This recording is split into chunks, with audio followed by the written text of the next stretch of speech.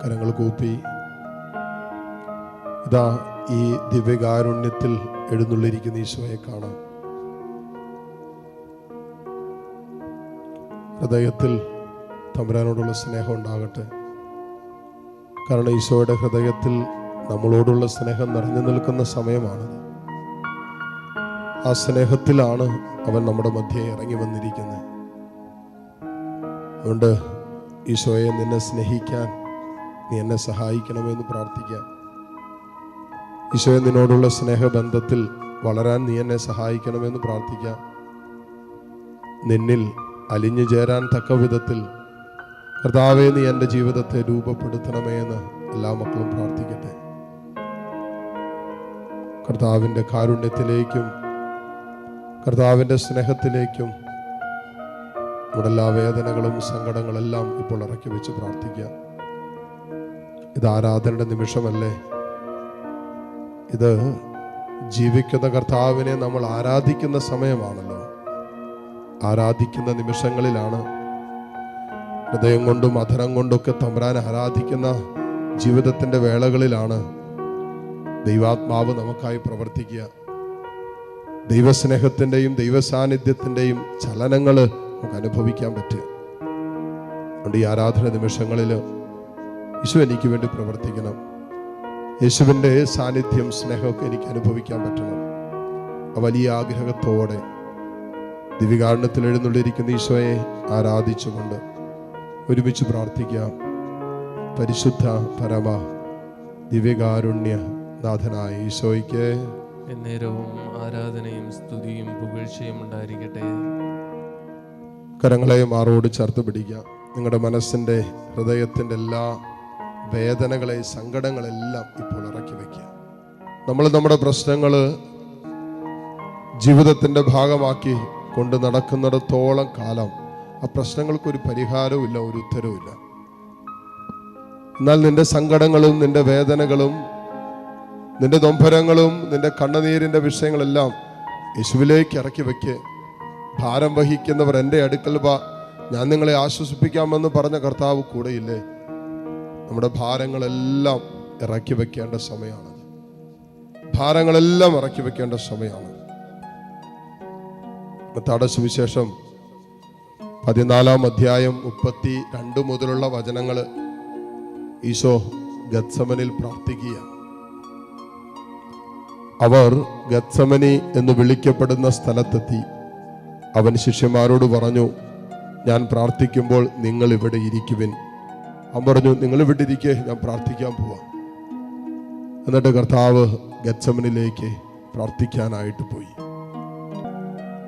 അവിടെ എന്താ ചെയ്തത്? ഈശോ പര്യാകുലനാകാനും അസ്വസ്ഥനാകാനും തുടങ്ങി. എന്ന് പറഞ്ഞാൽ തൻ്റെ ചങ്കുലയ്ക്കുന്ന, ഹൃദയത്തെ വല്ലാതെ പീഡിപ്പിക്കുന്ന, അസ്വസ്ഥപ്പെടുത്തുന്ന ആ വേദനകൾ, വിഷമങ്ങളെല്ലാം ഈശോ ഇതാ പങ്കുവയ്ക്കുക. ആരോട് പറയുക? പങ്കുവയ്ക്കുക. മക്കളെ, നമ്മുടെയൊക്കെ ജീവിതത്തിൽ നമുക്കും ഒരു ഗത്സമനി വേണം. ഈ ലോകത്തിൽ നിന്നും മനുഷ്യരിൽ നിന്നൊക്കെ ഒരു കല്ലേറ് ദൂരം മാറി നിൽക്കാൻ പറ്റുന്ന ഒരു ജീവിതത്തിൻ്റെ വേള, ഒരിടം, അത് നമുക്കും വേണം. മോനെ, മരണത്തോളം എത്തി നിൽക്കുന്ന ചില ജീവിതങ്ങൾ ഇതിനകത്തുണ്ടാകാം. മരണതുല്യമായ ജീവിതത്തിന്റെ അനുഭവങ്ങൾ പേറുന്നവർ, വല്ലാത്ത ഭാരം മനസ്സിലുണ്ടല്ലേ, വല്ലാത്ത സങ്കടം മനസ്സിലുണ്ടല്ലേ, വല്ലാത്ത ദുഃഖം മനസ്സിലിങ്ങനെ തളം കെട്ടാൻ തുടങ്ങിയിട്ടുണ്ടല്ലേ.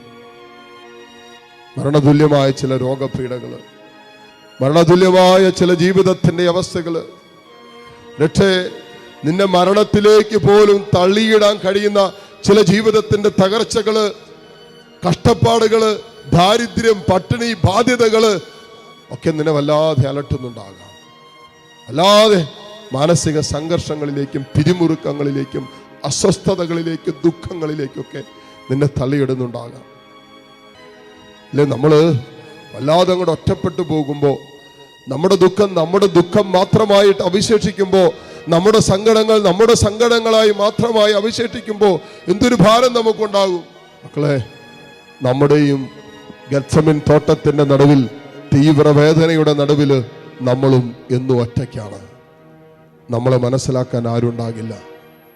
മോനെ, എൻ്റെയും നിങ്ങളുടെയും തീവ്ര ദുഃഖത്തിൻ്റെ നടുവിലുണ്ടല്ലോ ഞാനും നിങ്ങളും എന്നും ഒറ്റയ്ക്ക. ഗെത്സമൻ തോട്ടത്തിൻ്റെ അനുഭവത്തിൽ നമ്മൾ ഇന്നും ഒറ്റയ്ക്ക. ആരുണ്ടാകില്ല നമ്മളെ മനസ്സിലാക്കാൻ, ആരുണ്ടാകില്ല നമ്മുടെ കൂടെ നിൽക്കാൻ, ആരുണ്ടാകണമെന്നില്ല നമ്മോട് ചേർന്ന് നിൽക്കാൻ. ഉണ്ടാകുമെന്നൊക്കെ പറഞ്ഞവര് കൂടെ ഉണ്ടാകണമെന്നില്ല.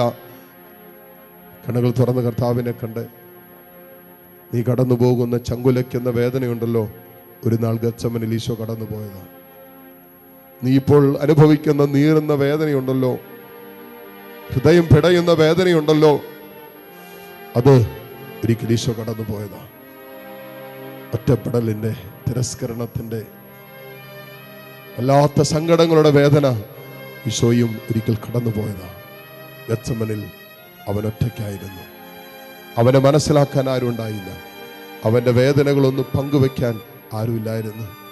അതുപോലെ ഉള്ള അനുഭവത്തിൻ്റെ നടുവിലൂടെ ഈശോ കടന്നു പോവുകയാണ്.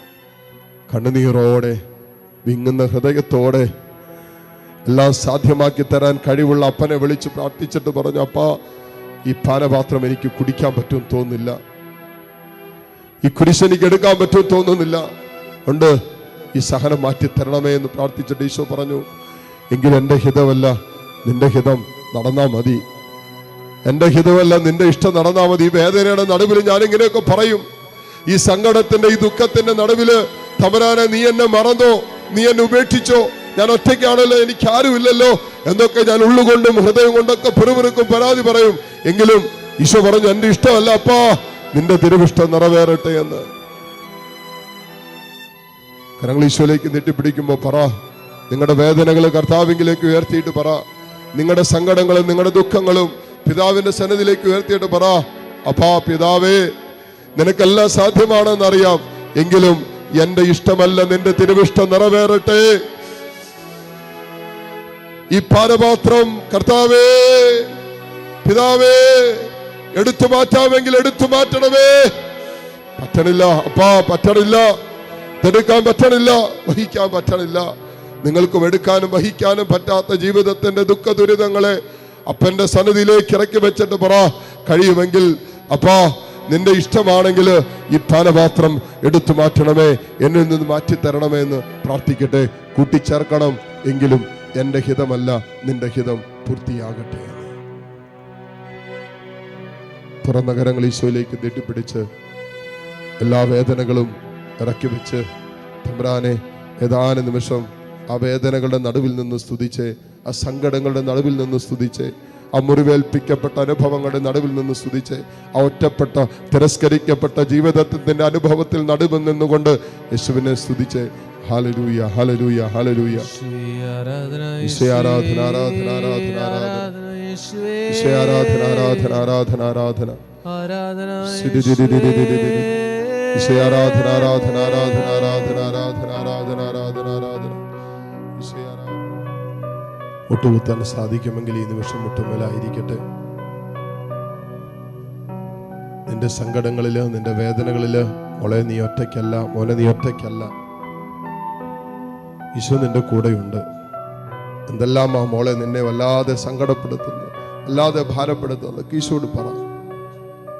നിന്റെ ഹൃദയം കർത്താവിന്റെ മുമ്പിൽ തുറന്നു വയ്ക്കുക. നിന്റെ ഹൃദയം തമ്പുരാന്റെ മുമ്പിൽ തുറന്നു വയ്ക്കാൻ കർത്താവ് തന്ന സമയമാണ്. നിന്നെ കേൾക്കാൻ നിന്റെ കർത്താവ് ഉണ്ടെന്നേ, നിന്റെ മനസ്സിലാക്കാൻ നിന്റെ ദൈവം ഉണ്ടെന്നേ, നിന്റെ മനസ്സിലാക്കാൻ നിന്റെ ഈശോ നിന്റെ ചാരയുണ്ടല്ലോ. നിനക്കെന്താ ഈ സങ്കടങ്ങൾ അവനോട് പറഞ്ഞാല് ഉണ്ട്. നിന്റെ ഹൃദയത്തിന്റെ വേദനകള്, സങ്കടങ്ങളൊക്കെ ഈശോയോട് പറ. ഓരോന്നോരോന്ന് എണ്ണി എണ്ണി പറ മക്കളെ. തമ്പുരാൻ നിന്നെ കേൾക്കുന്ന സമയം, ഈശോ നിന്നെ കാണുന്ന സമയം, ഈശോ നിന്റെ മുറിവുകള് സുഖപ്പെടുത്തുന്ന സമയമാണ്. ഈശോ നിന്നെ മാറോട് ഒരു സുഹൃത്തിനെ പോലെ, ഒരു സ്നേഹിതനെ പോലെ ചേർത്ത് വെക്കുന്ന സമയം, ഈശോ നിന്നെ ചേർത്ത് പിടിക്കുന്ന സമയം. കണ്ണു തുറന്ന് ദിവ്യകാരുണ്യത്തിലേക്ക് നോക്കാം. നിന്റെ മിഴികളിൽ നിന്നും കർത്താവിത കണ്ണുനീര് തുടച്ചു മാറ്റുന്ന സമയമാണ്. ഈശോ നിന്നെ ആശീർവദിക്കാൻ ഒരുങ്ങുന്ന നിമിഷമാണ്. നിന്റെ ഹൃദയത്തിന്റെ വേദനകളും നിന്റെ കണ്ണുനീരും കർത്താവിത ഒപ്പിയെടുക്കുന്ന സമയം. തമ്പുരാനെ, എൻ്റെ ഈശോയെ, എൻ്റെ ജീവിതത്തിൻ്റെ, എൻ്റെ കുടുംബത്തിൻ്റെ, എൻ്റെ മക്കളുടെ, എൻ്റെ ഭാവിയുടെ ഒക്കെ സങ്കടങ്ങളുണ്ട്. അതിലേക്കെല്ലാം ഇതാ കർത്താവിൻ്റെ ആശീർവാദം കടന്നു വരുന്ന സമയമാണ്. ഇത് സുഖപ്പെടുത്തുന്ന ആശീർവാദമാണ്. നിന്റെ വേദനകൾക്ക് സൗഖ്യം തരുന്ന ആശീർവാദമാണ്. നിന്റെ കണ്ണുനീര് തുടച്ചു മാറ്റുന്ന ആശീർവാദമാണ്. വിശ്വാസത്തോടെ തമ്പുരാനെ കണ്ട് സ്തുതിച്ച് പ്രാർത്ഥിച്ചുകൊണ്ട് ഈശ്വരാശീർവാദം സ്വീകരിക്കട്ടെ. Hallelujah, hallelujah, hallelujah.